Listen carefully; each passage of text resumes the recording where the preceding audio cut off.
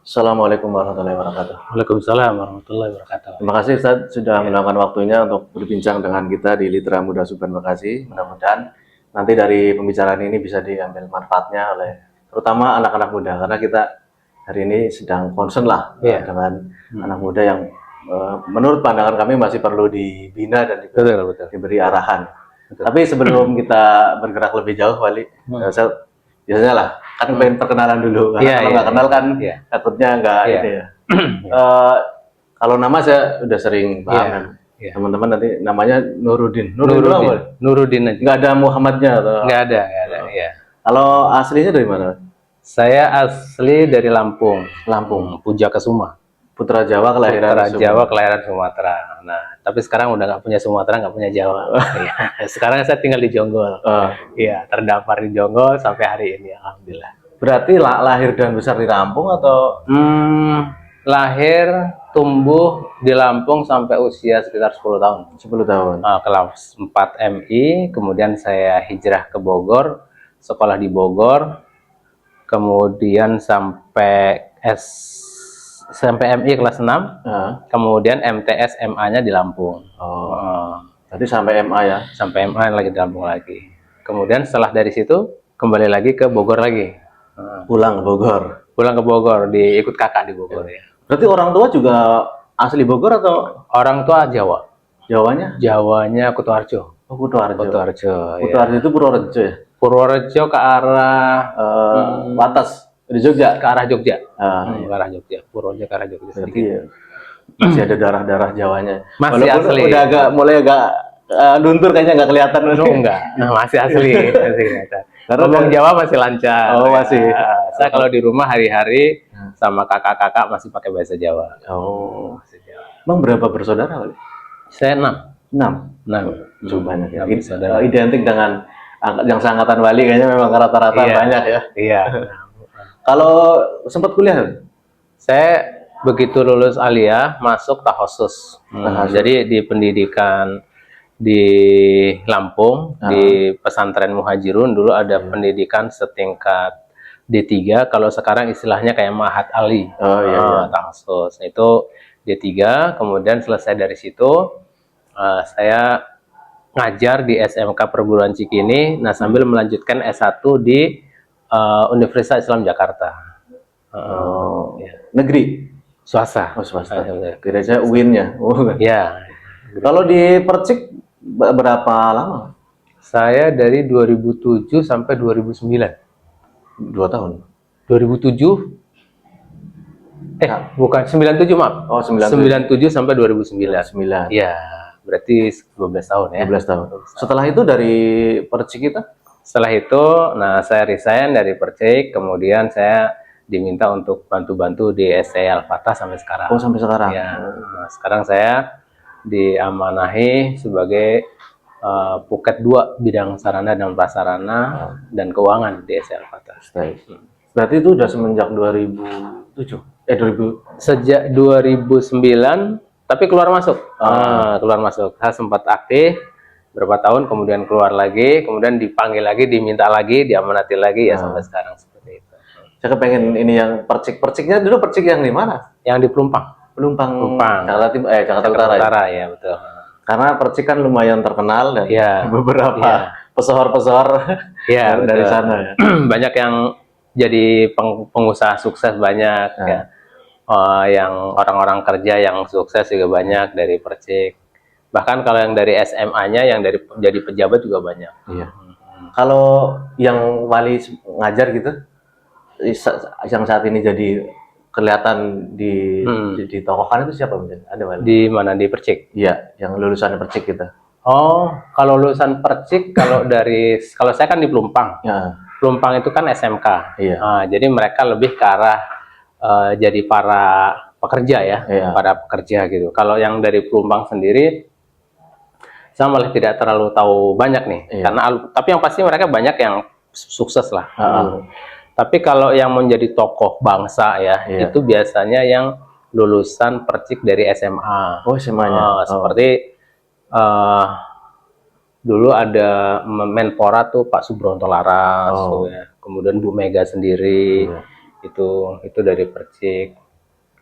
Kalau nggak salah Ahmad Dhani juga dari sekolah musik Iya. perguruan Cikini juga tuh Ahmad Dhani itu. Bim Banyak. Sleng itu juga Percik, cuma yang Percik yang di Menteng kalau nggak salah Kalau musik di ini di Duren 3. Duren 3. Duren 3. Apa tempatnya Farah?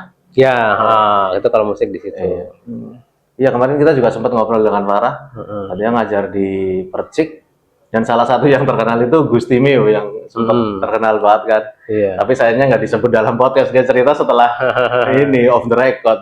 Baik, saya kira kita berlanjut ke materi kita nih. Saya pengen masuk.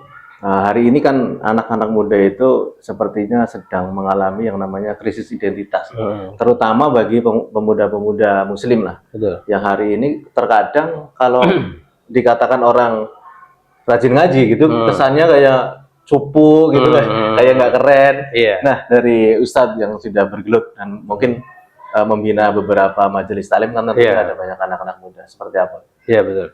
Ya, saya juga prihatin dengan anak-anak muda sekarang ya, gitu. Karena mereka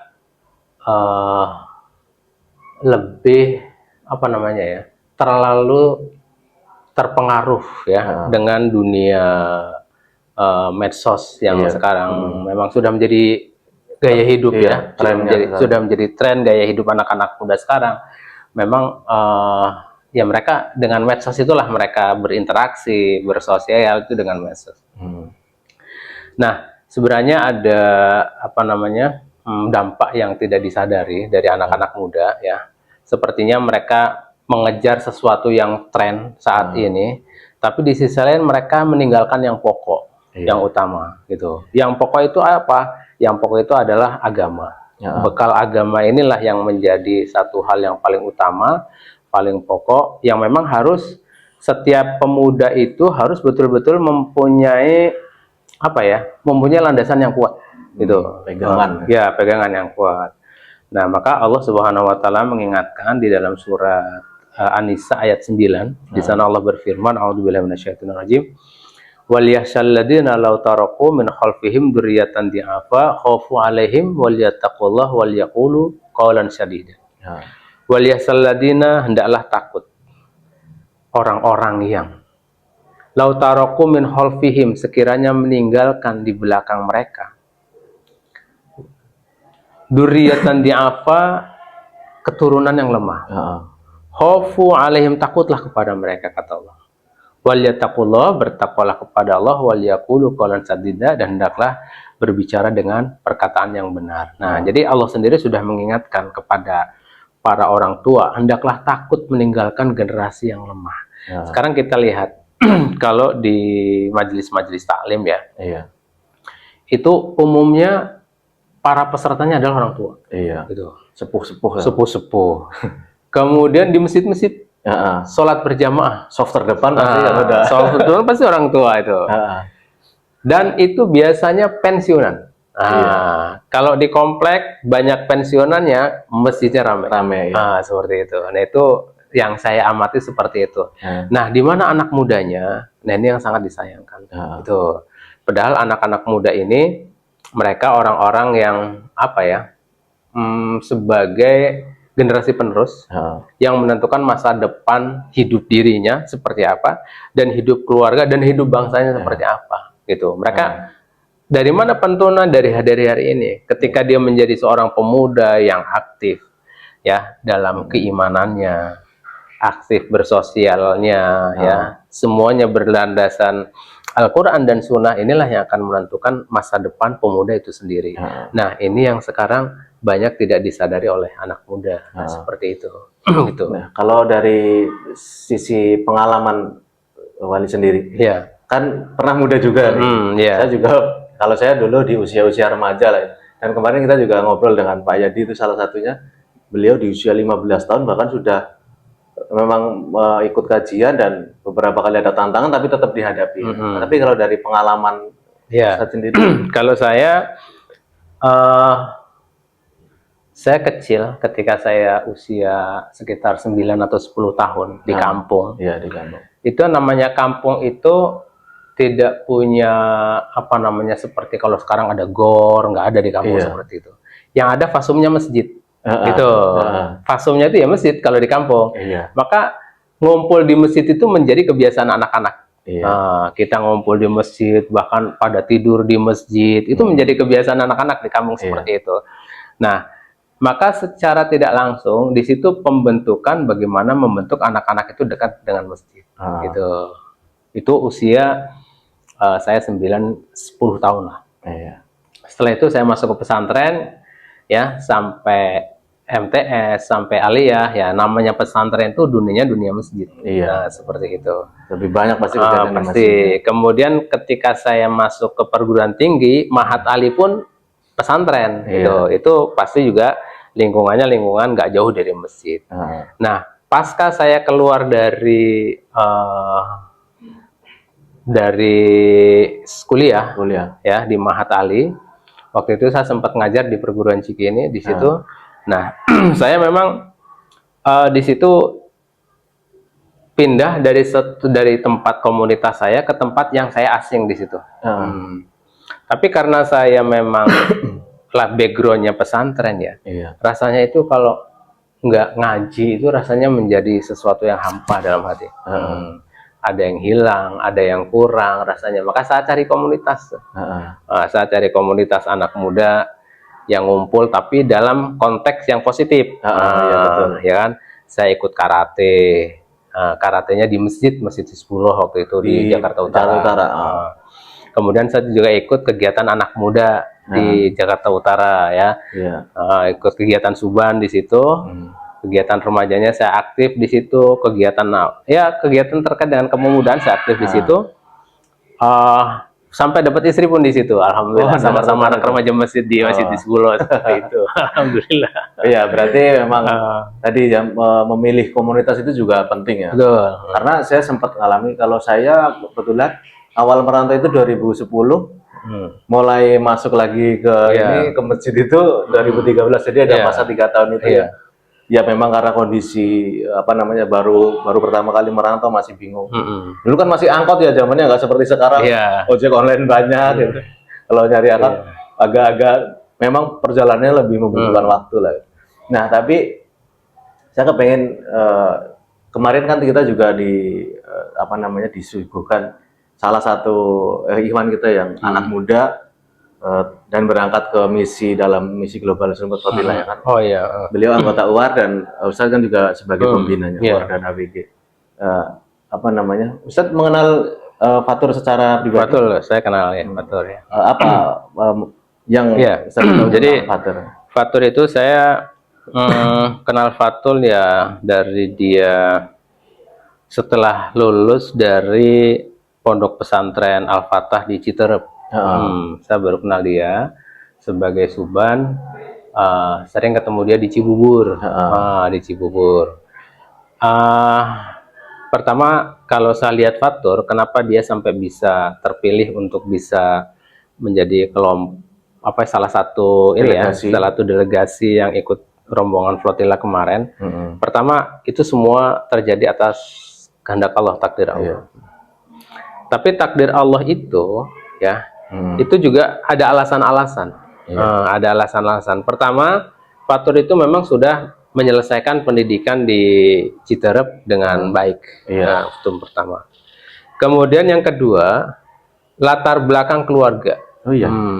Orang tuanya. Latar belakang keluarga orang tuanya. Orang tuanya Fatur itu adalah orang tua yang taat. Orang tua yang taat dan orang tua yang aktif. Di dalam kegiatan bermasyarakat, khususnya dalam hal pembinaan pendidikan agama lah. Walaupun dia orang tua, bapak ibunya, tapi rajin taklimnya. Bapak ibunya ini rajin taklim.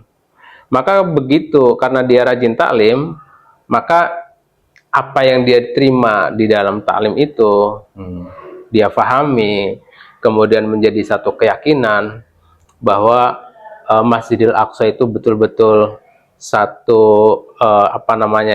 salah satu situs bahasanya ya, masjid umat Islam yang disucikan, dan untuk membebaskannya menjadi satu kewajiban, dan bagi siapa yang terlibat di dalamnya, maka itu adalah pahala jihad. Nah, itu betul-betul diyakini sekali orang tuanya. Maka ketika Fatur ditawari untuk itu, ya kan, maka orang tuanya sangat welcome. Ini panggilan mulia, panggilan jihad. Padahal bagi banyak orang belum tentu siap seperti itu. Sangat muda itu Fatur kan, baru 21 tahun. Iya, kenapa? Karena kalau sudah masuk dalam misi flotile seperti itu, menghadapi pasukan Yahudi Israel, maka diantara ada 3 pilihannya. 1, kembali dengan selamat, ya kan? 2, mati terbunuh. Yang ketiga di penjara. Itu yang akan terjadi nih. Dan betul-betul terjadi kemarin itu. Dan sekarang betul-betul terjadi. Ada yang kembali selamat, ada yang ditangkap, ada yang ditangkap seperti itu ya. Nah, seperti itu. Nah, itu terjadi. Bahkan isunya kalau sudah masuk penjara, katanya dimasukin penjara yang paling mengerikan lah di Israel, seperti itu. Nah, itu tidak semua orang tua siap. Ya, apalagi Fatur itu posisinya dia baru dapat pekerjaan untuk bisa menjadi guru tetap di sekolahnya ya. Tapi semua itu dia tinggalkan. Kenapa? Ada panggilan yang lebih mulia. Nah, ini betul-betul tidak bisa dilakukan kecuali dari keluarga yang dengan iman yang sangat kuat, yang akidahnya kuat, ya, anaknya memang akidahnya juga kuat, kemudian orang tuanya akidahnya kuat. Nah, maka harapan kita bagaimana tentu kita bisa melahirkan fatur-fatur yang baru, seperti itu. Nah, untuk melahirkan fatur-fatur yang baru, maka unsurnya tadi ada 3. Tiga ini harus saling terkait nih. Apa aja itu? Yang pertama, pendidikan keluarga. Ya, pendidikan keluarga. Pendidikan keluarga ini harus kuat. Nah, ini banyak sekarang keluarga-keluarga Muslim yang memang pendidikan keluarganya sangat rendah. Betul, sangat rendah. Bahkan ada orang tua yang hanya sekedar membangunkan anaknya tidur untuk diajak taklim saja nggak berani. Ada orang tua yang seperti itu. Padahal dia orang tuanya. Dia punya hak dan punya kewajiban untuk mendidik, menjaga, mengarahkan anak-anaknya. Tapi sekedar membangunkan untuk diajak taklim saja nggak berani. Nah, seperti itu. Tapi ketika dia begadang semalaman, itu dibiarkan. Nah, ini banyak ya, banyak keluarga orang tua yang seperti ini. Maka unsur yang pertama adalah keluarga harus kuat. Kemudian yang kedua pendidikan. Pendidikan bagi anaknya. Itu lembaga pendidikan. Lembaga pendidikannya itu harus betul-betul lembaga pendidikan yang bukan hanya sekedar mengejar nilai, tapi betul-betul lembaga pendidikan yang menanamkan akidah. Suatu hari saya pernah ya mencarikan pesantren untuk anak saya. Yang Akih atau yang kakaknya? Yang kakaknya. Datanglah saya ke sebuah pesantren, biayanya cukup mahal. Begitu saya datang, oh biayanya cukup mahal nih. Karena biaya mahal nggak kejangkau, saya nggak jadi gitu. Tapi kemudian beberapa tahun kemudian ada tetangga saya yang menyekolahkan anaknya di pesantren tersebut. Begitu pulang, begitu liburan, si anak itu sambil nyuci baju di depan rumah, nyuci sendal di depan rumah, dalam keadaan tidak berjilbab. Itu aja seperti itu. Gimana ini pendidikan? Nah, jadi pendidikan pun sekarang ya tidak semua pendidikan mengajarkan sampai pembentukan akidah. Jadi hanya sekedar tercapai kurikulum saja pendidikan. Akidahnya nggak nyampe ke hati. Nah, sehingga melahirkan anak-anak seperti tadi.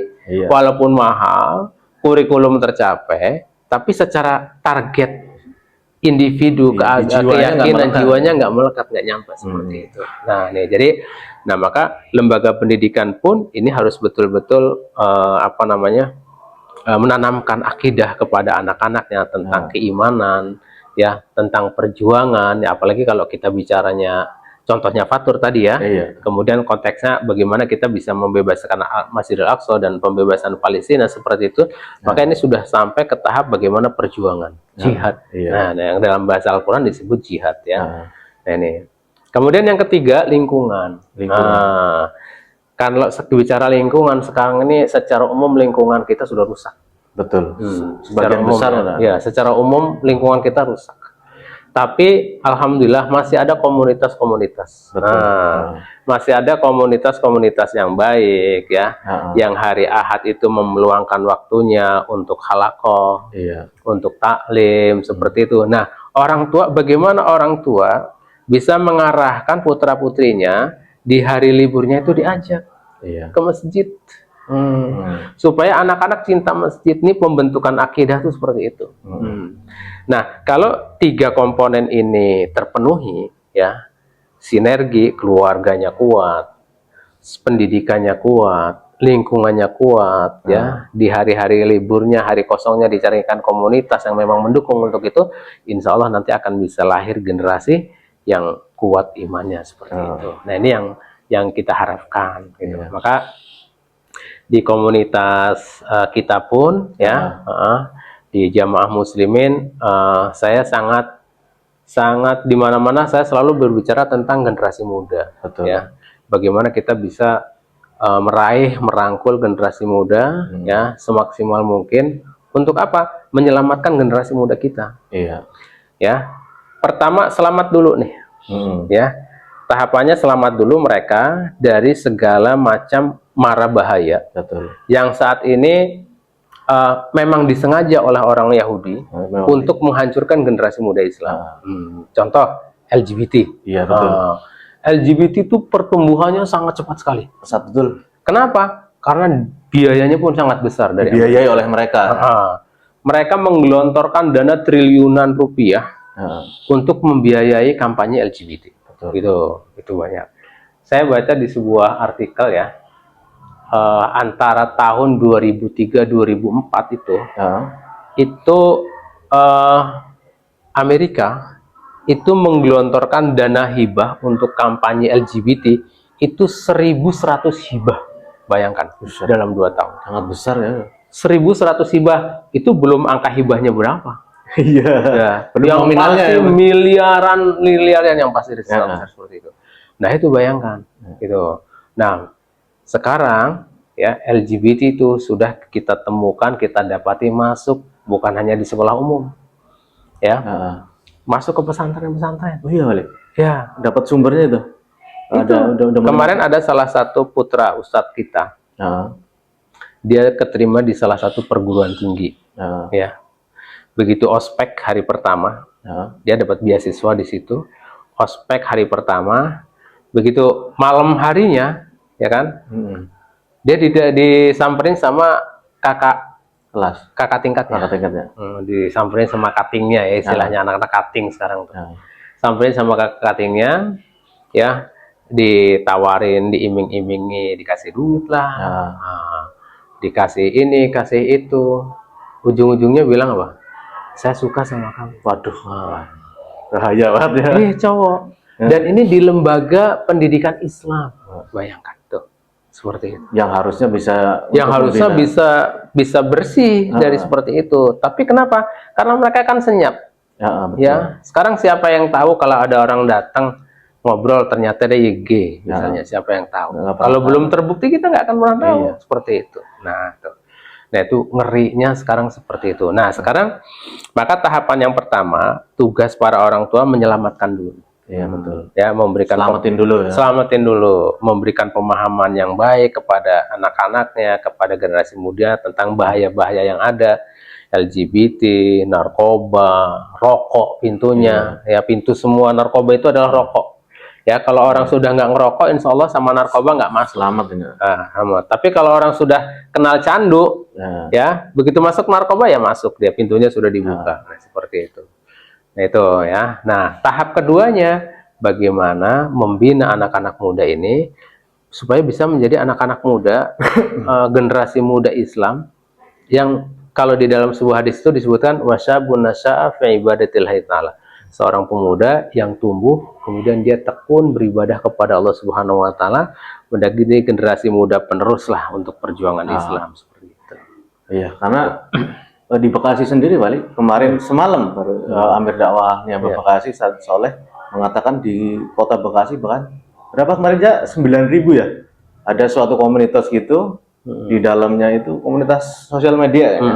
Itu ada yang awalnya 6.000 terus kemudian dipanggil lah orang-orang itu ada 9.000 anggota yang kemarin sempat viral itu di puncak berapa orang itu laki-laki semua digerebek dalam keadaan. Iya betul. Makanya salah satu upaya kita adalah menyelamatkan anak-anak muda ya kita ajak ke masjid dulu. Betul. Tempat evakuasi kalau di bencana itu apa namanya masjid ya, iya, evakuasinya ke masjid. Titik poinnya itu dibawa ke masjid dulu, baru nanti kalau sudah mau baru dibina dalam masjid dengan berbagai kegiatan-kegiatan ya. Itu ya Pak. Iya, di dalam hadis itu, di dalam sebuah hadis yang menyebutkan bahwa ada 7 golongan orang yang nanti di padang mahsyar itu mendapatkan naungan Allah.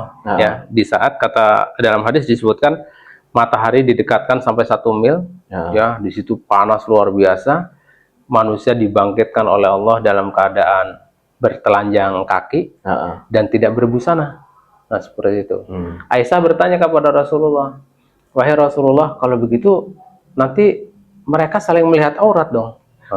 Kemudian kata Rasul, pada saat itu orang semua tidak ada yang terfikir tentang aurat, tapi sibuk dengan bagaimana menghadapi hisab dari Allah Subhanahu wa Ta'ala. Nah, dalam kondisi seperti itu ada 7 kelompok yang dinaungi oleh Allah Subhanahu wa Ta'ala. Ya, yang pertama, antara lain ya yang kaitannya dengan pemuda, yaitu wasyabun nasya'a fi ibadatillahi ta'ala, seorang pemuda yang tumbuh ya. Kemudian dia tekun beribadah kepada Allah Subhanahu wa Ta'ala. Ini kekhususiah untuk pemuda. Ya, maka teman-teman yang masih usia pemuda, maka kesempatan yang Rasul berikan ini jangan sampai dilewatkan. Anak-anak muda ya, pemuda yang tekun beribadah kepada Allah ya, nanti akan dinaungi di saat manusia sedang kepanasan. Yang keringatnya dalam riwayat ada yang semata kaki, ada yang selutut, ada yang seperut, ada yang sedada, seperti itu. Tapi anak-anak muda yang rajin tekun beribadah kepada Allah dinaungi oleh Allah. Ya, nyaman-nyaman saja. Nah, seperti itu. Yang kedua, seorang laki-laki yang hatinya terpaut dengan masjid. Nah, ini Masya Allah nih kalau kita bicara masjid. Tadi kita udah singgung di depan ya. Kalau bicara masjid, anak masjid itu sepi dari anak muda. Betul. Ini yang kondisi sangat memprihatinkan. Maka hadis ini salah satu bagian yang memang harus dipahami oleh anak-anak muda ya. Bolehlah kita sekali-kali taklim, jalan-jalan ke puncak misalnya ya. Kita ke satu tempat yang refreshing, naik gunung. Boleh-boleh saja, sah-sah saja seperti itu ya. Tapi bagaimana kita menjadikan masjid ini menjadi base camp kita. Ya. Kalau kita ngumpul di mall misalnya, itu tempat yang bebas, sangat bebas, sangat bebas sekali. Kita mau ngomong kasar di situ, betul, nggak ada yang yang menegur, nggak ada yang negur, dan tidak ada yang memonitor, tidak sadar. Walaupun kita dimonitori oleh Allah, tapi kita merasa tidak dimonitor kalau di mall, ya, atau di tempat yang lain. Tapi kalau di masjid, ya. Kita untuk ngomong kasar saja rasanya nggak berani. Oh, ini rumah Allah. Ya, jadi masjid itu adalah satu tempat yang sangat efektif sebenarnya untuk pembinaan para suban fatayat ya, pemuda-pemudi itu sangat efektif sekali seperti itu. Mungkin berapa aja? 30 menit. Waduh. 30 menit ya. Saya kira mungkin cukup ya Wali. Iya, baik ya. Di atas juga kayaknya nungguin takutnya. Iya. Udah demikian tadi pembicaraan kita dengan Ustaz Nuruddin. Mudah-mudahan bisa memberikan insight kepada anak-anak muda Wali. Mulai perlahan-lahan lah, minimal ke masjid dulu. Iya, betul. Nanti setelah ke masjid baru kita pikirin mau bikin kegiatan apa. Iya, betul. Terima kasih atas waktunya. Sama-sama. Demikian tadi Litra Muda Subhan Bekasi. Wassalamualaikum warahmatullahi wabarakatuh. Waalaikumsalam warahmatullahi wabarakatuh.